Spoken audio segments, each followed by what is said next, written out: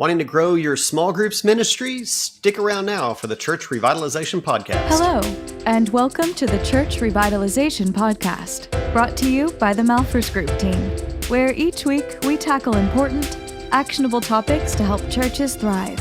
And now, here's your hosts, Scott Ball and A.J. Mathieu. Welcome to the Church Revitalization Podcast. My name is Scott Ball. I'm joined by my friend and co-host, A.J. Mathieu. I literally almost said, I'm A.J. Mathieu. Joined by my friend and co-host. You're trying to steal my Scott identity? Ball. Identity theft is not a joke, Jim. Millions of families suffer every year. My God! This episode brought to you by LifeLock. Oh, that's good. Okay, today we're talking about small groups, or just groups in general. Do we want to be? They don't have to be small. They don't have to be small. I guess I don't want someone to assume that this would mean it has to be a home-based small group ministry. The idea is, how do we get people to know the importance of moving out of the Sunday morning only thing into deeper community? Yeah. Fellowship groups, community groups. We Small don't cover groups, Sunday school, doesn't matter. All of the above. Yep. Okay. So that's the plan for today's episode. All right. Three points for you. So let's hit it first with. Oh, you're going straight in. You got nothing. You got something else to say? I mean, we're a minute and a half into the episode. We can get straight to the goods. You didn't, no banter required. No shout out to the healthy. No shout out to the healthychurchestoolkit.com. Okay. All right. Let's do that. Let's do an ad. You should get the Healthy Churches Toolkit at healthychurchestoolkit.com. Chock full of resources, tips and tricks, and some awesome AI features, including one. I'm going to give you a little hint. It is small groups related, Scott. Oh, yeah. I'm going to tell you more about that at the end. Oh, okay. Well, then stay tuned for that ad at the end of this episode. All right, yeah. So let's go ahead. Go ahead. Hop right in. All right. You got to. We're focused on communicating. How do we communicate that people should be engaged in a small group? Yes. This is actually, by the way, again, one of our listener questions. So from a few weeks ago, we asked you to submit questions. Here we go. Well, and by the way, we promised you. You gave us content for weeks and weeks and weeks, and we're executing on that promise. So many of our episodes, the last couple of weeks and then ones in the future, are kind of be rooted in the questions you guys sent. So this first communication piece is getting to the heart of the matter, and it's I think we just need to communicate that this is for most people. It have the sense that it is a basic human need to be in fellowship with others, and especially in the church, that we should be in relationship and fellowship with others. I think sometimes, though, life is complicated and it's busy and we've got a lot of distractions, and it's really easy to get caught into this cycle of just kind of doing what you do. You do work, you do church, you do family, you do these things. And you can wake up and all of a sudden you're like, you know what, do I actually engage with anybody? And so I think sometimes we have to bring this to a level of consciousness for people that maybe that is where you are. And what's the answer to that? Well, here we're going to tell you about what our church has established for that. But we need to remind people of the benefits of human interaction. Instead of looking at your phone or working. Well, I'm going to throw a number at you. Oh, all right. This is from the UN. Okay. Known for quality statistics. Don't start. At least not when the stat backs up my point of view. But according to the UN, 100 people die of loneliness-related causes every hour. Or COVID. You couldn't help yourself. Could you? I don't think you'd have a UN stat that would be related to small groups in the Christian church, but okay. Loneliness deaths. I don't. What do that means? You have any details on that? The people ending their own lives obviously would be one, That's not but good. there are also other. Think about things that would, if you're lonely, you're more likely to be depressed, which can cause other kinds of problems. You are maybe less likely to be active, which can contribute to heart disease or health issues. or other health issues.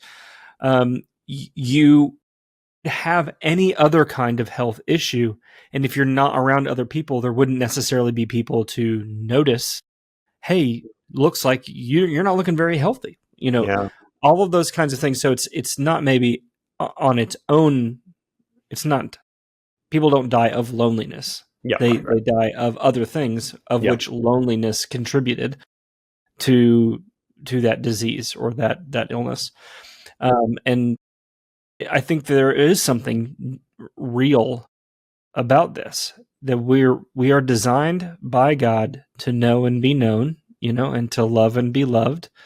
And it's why God says to Adam, hey, it's not good for man to be alone. And we have this need for relationship, and we substitute relationship for engagement online.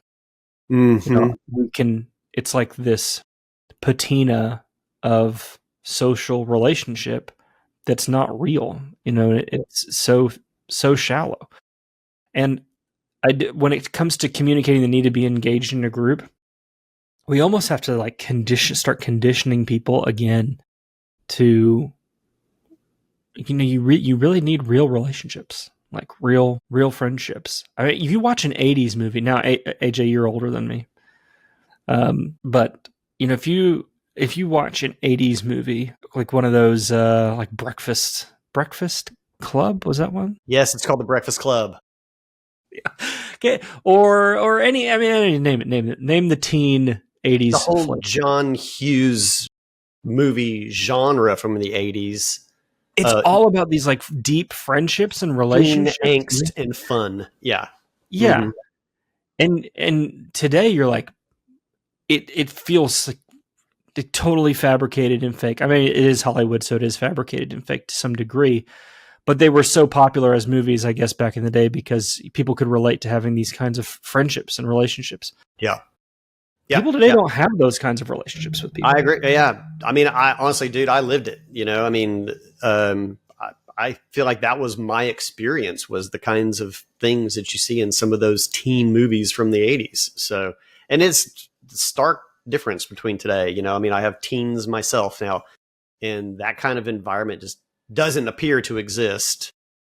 No, like it doesn't. So. It doesn't exist. And so, yeah, this is real. Like, this is a real problem. And maybe almost like trying to reignite that passion. Like, hey, you have a need for something. And this other emotion you might be feeling is actually just loneliness manifesting or being sensed as something else.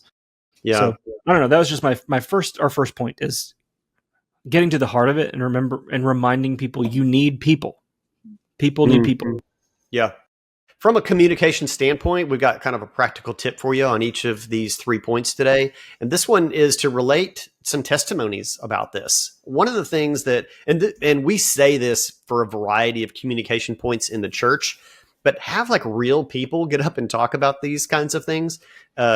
You, pastor, you get the spotlight all the time. Not that other people need spotlight, and I'm just joking, but people that aren't normally appearing at the front of your church to have something to say is a really powerful testimony much of the time for others.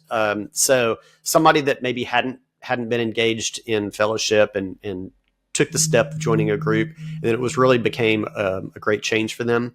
Hearing it from them would be more impactful than you telling the story or speaking in generalities about the benefits of it. So keep that in mind as a practical tip for helping to get people interested or willing to try something new. Totally. All right, let's move on to number 2. So this is maybe a step further in directness. So I think the first layer is maybe speaking in generality about the human need for relationship and kind of speaking that at that meta macro level. Then drilling down a little bit more and talking about how important it is from a theological perspective that we be engaged in the fellowship. So this is an opportunity to speak, I think, do some theological education and talk about what is koinonia, what does this word mean in the Greek, and how is it used, and then moving again even further and pressing people, not in a shaming way, but in a direct way, and letting people know the thing that we aren't supposed to neglect is the fellowship, and kind of reminding people and saying what happens on Sunday morning is good, but it isn't koinonia. Like, if we can define what koinonia is and then describe what Sunday morning is, you can see clearly that they're not the same thing. So if koinonia, if fellowship is a clear marker of spiritual maturity, and I'm not engaging in that kind of spiritual friendship and fellowship, then I'm falling short of spiritual maturity, and being that direct with people and saying, until you're engaged in deep spiritual friendship, you're not spiritually mature. That might be harsh, or it might seem too hard, but it's true. And it's okay. It's okay to say hard things to people sometimes. Yeah. This is a verse always comes to mind for me. It was an old memory verse of mine that talking about this, it applies in kind of several things, but it's Hebrews 10:25. Let us not give up meeting together as some are in the habit of doing, but encouraging one another, and all the more as you see the day approaching, capital D, day, the return of Christ. Giving up meeting together is the root of a lot of issues, actually. We speak about this a lot in the strategic visioning process of maintaining the meeting frequency and work in implementing strategic plans in the church. But in this case, meeting together in fellowship is an important biblical aspect. The other thing I want to say about this, Scott, is this is just one piece of what should be a healthy biblical discipleship pathway in the church. And I mean, you mentioned Acts. In Acts 2:41 through 47, we see 6-ish things, these behaviors that the early church was doing, and fellowship was one of them. And so we should have a discipleship pathway in the church that is enabling an environment for people to engage in all of these behaviors that the first century church did, fellowship just being one. But your small groups ministry shouldn't just happen in isolation or as some siloed thing that's just a ministry that's apart from anything else. It should be in conjunction with, really a 3 to 5 step discipleship pathway that is providing a holistic biblical approach to discipleship. So it's an important piece. It shouldn't be an elective. If you think about spiritual nutrition, sort of like the food pyramid or something, which I know they've gotten away from the food pyramid. But if you think, all right, pretty much I just come to church on Sunday morning, that'd be like only eating bread. It's like, okay, well, can you, if you only ever ate bread, would you die? Well, not immediately. I mean, you're getting fed, right? Like there's some nutritional benefit. You're getting some nutrients and things from the bread, but it's definitely going to cause problems for you. Like you're going to have some nutrient deficiencies that eventually will manifest themselves over time. So, could you for some period of years only go to church on Sunday morning and engage in, singing and just hearing a sermon and, the minor interaction that you get on a Sunday morning? Like, can you survive on just that for a while? But you're going to be spiritually malnourished because you're missing another vital component of a spiritual diet, and that's the fellowship. And so communicating it that clearly, it's not that we want you at our program for us to be able to boost our numbers and go, look how great we are at engagement. It's helping people understand, I have spiritual nutritional needs, and if I only engage at this level, I am going to be spiritually malnourished. And so it is for my good, for my spiritual benefit, not just my human emotional benefit, but for my spiritual benefit, that I engage in a different kind of spiritual diet. I'm going to add in some meat. I'm going to add in some vegetables. Actually, I would maybe contend that the evangelism is the spiritual vegetable, since everybody wants to avoid vegetables. It's the Brussels sprouts of the Bible. Yeah, like this is the Brussels sprouts of spiritual maturity. Okay, so here's the practical tip for us to put here on point 2 for you. You have to consistently or continuously communicate not only the need for fellowship, but your discipleship pathway. Again, we're huge on this. It's the core of a biblically healthy church. But continuously speak about your discipleship pathway, and then for the context of this episode, the importance of being in fellowship and what that ministry will look like for you. Maybe it is a small groups ministry. Maybe it is an adult Sunday school class or some other repetitive thing that people can engage in for a long period of time that would provide, this discipleship output that you're looking for. People being in fellowship with others, growing in their faith, having this community around them to weather the tough things of life and to sharpen one another. So practical tip, communicate clearly and consistently your discipleship pathway. That's good. All right. Last point here. Show, don't just tell. Show, don't just tell. So we need to, here's the truth. Getting people engaged in groups is scary to them because it's unknown. I don't know what that's going to be like. What am I going to be asked to do? What is it going to be like? Is it going to be scary? Am I going to be in a room with full of strangers, or am I going to be asked to teach something that I maybe don't know? People maybe just don't know. So share testimonies, do little videos of people talking about their experience in groups. Maybe people saying, hey, I was kind of nervous to join a group, but here are the benefits. Here's what I've experienced. Here are the friendships that I've built, and showing people that, but also modeling it. So I wouldn't actually discourage a pastor from leading a small group because, you got enough on your plate already, but be in one, be in a group. And so that communicates to people, okay, pastor takes this seriously. Actually, I would highly discourage you from leading one. It speaks much more, I think, if you join a group versus if you lead a group. People expect you to lead a group, but for you to simply join a group, that says, oh, okay, well, he's not even leading it, but he's going. It kind of shows a level of humility, don't you think? Totally. Yeah. And interest in a relationship. Yeah. Yeah, exactly. Mm-hmm. And I know that depending on your situation, you might be thinking, oh, I don't have anybody stepping up to lead, so it has to be me. I would encourage you to then, I don't know, I'm not telling you what to do. If you have to for a season, lead it, I guess you could. What we do. Church Revitalization podcast, we're constantly telling people what to do. I guess I'm saying I guess I can imagine a situation where for a season you would need to be the one to get it started. But I would be very quickly identifying a co-leader who could take over, and then you can just become a member. Yeah. Maybe that would have to be your situation. But your long-term plan should not be to be leading a small group. You might even want to put a time frame on that. I mean, I'm going to do this for 6 months and put a little pressure on yourself to be building into somebody that would be able to take that over as leading it. So otherwise, you know what's going to happen. You're going to 3 years later, you're like, oh, I'm still leading this group. Still leading the group. So yeah.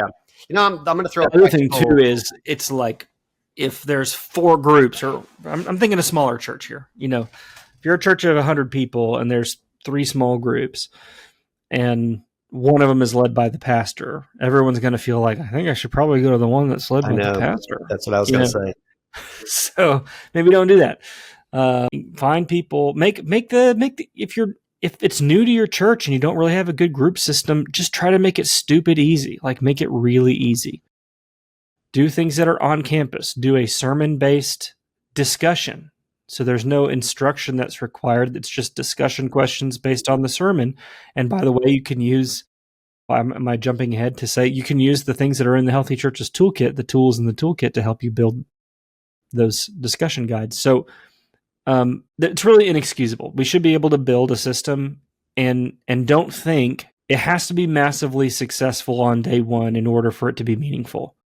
If it's new to your church and this isn't really a part of your church's culture right now, just start with something and model it and tell stories and share successes and make adjustments as you need to make it be more successful, and just keep moving forward. The mistake that churches make, I've seen this firsthand multiple times, is these false starts. Hey, we're launching groups. And then they do it for a semester and then they quit talking about it. Maybe don't make a big deal about it. Maybe just launch 1 or 2 small groups and be consistent. And then the next semester add 1 more. And then the next semester add 1 more. We think it's got to be big or it's bad. And that's just not true. Just be faithful. Yeah. Or just make a plan and follow through with it. I mean, have a good plan before you start. That'll help. But sometimes you think something's a good plan and then it hits reality and then you just got to make adjustments. Yeah. The practical tip I'm going to give you on this one here is kind of related to a bit of what you were saying, Scott. I do think, everybody wants to be in the pastor's small group or the small group that the pastor is in. Put some upper limits. They don't have to be a hard number. Put some limits on the size that groups should be. This also requires a plan for launching new leaders. So, keep that in mind as you're developing a small groups ministry. You should be ready to launch another group and have somebody pretty ready to lead that. So I would put some limits on that. It's not a small group if there's 50 people in it. That's some other thing. But you, pastor, you don't need to be locked into your group 52 weeks a year. Visit some of the other groups, maybe every couple months, just go visit one of the other groups. I think you can accomplish some good things with that. Again, you can spend a little bit of time with people. Don't go there as like, we have a guest speaker tonight. It's pastor.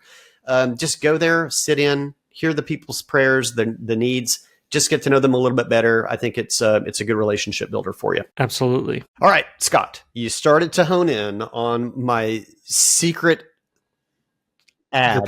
Your plot to talk about something we've talked about before. But the Healthy Church's Toolkit has Let me announce something we've announced multiple times on the podcast. They've forgotten. They forgot. But we have an amazing small group discussion guide tool in the Healthy Church's Toolkit. Yeah, we do. Pastor, you can, or pastor's assistant, you can paste in your outline, your sermon text, whatever you want. And this you don't paste in now anymore. I feel like I should clarify that you upload a PDF of it. Okay, specifically PDF. Yeah, it has to be a PDF. And in a matter of seconds, you've got a really it might take a minute or two. Small groups. Thank you. I just feel like I should say because it does more now. Because now it doesn't just generate this small group discussion guide. It also generates some social media posts. It also generates some like a devotional that you could send out by email. So it takes it a minute to do its thinking. In 60 to 90 seconds, you will probably have an amazing output, and you'll be amazed because it would have taken you probably hours to do it yourself. Yeah, and the beauty of it is this is also sort of different from what it was before. Our first tool, it spit it out, like instantaneously, and then you could edit it and then save it as a note if you wanted to. But now it saves it like as the thing that you can easily come back to. So it'll generate it, and then you can edit it. You can export it out as a document. You can more easily copy and paste into other formats and things. So there's some improvement in functionality or increase in functionality now that I think will make it more valuable to you. It's only available for Plus members, though. I guess I should clarify that because there's some extra costs for running that on our end. Yeah. So when you wrap up your sermon this week, go get yourself a free 7-day trial of the Healthy Church's Toolkit. Try that out. Yeah. And do not launch a small groups ministry using it on a 7-day free trial. Your people will be disappointed on week 2 when you decided not to subscribe. I guess I would also like to mention in connection to this too is our partnership with Build Groups. Yeah.